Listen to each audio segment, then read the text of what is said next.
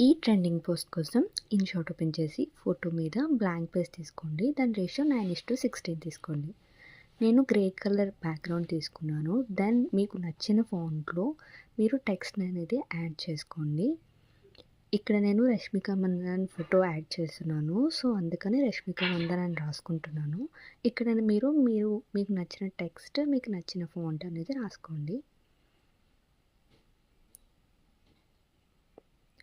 Then export చేసుకోండి. ఎక్కడ పెట్టాలో అక్కడ పెట్టి అడ్జస్ట్ చేసుకొని, ఎక్స్‌పోర్ట్ చేసుకొని, మళ్ళీ న్యూ పేజ్ తీసుకొని, మీరు యాడ్ చేయాలనుకున్న ఫోటోని బ్యాక్‌గ్రౌండ్ డిలీట్ చేసి, అవుట్‌లైన్ అనేది 25లో పెట్టుకొని, యాడ్ చేసుకొని, ఎక్స్‌పోర్ట్ చేసుకోండి.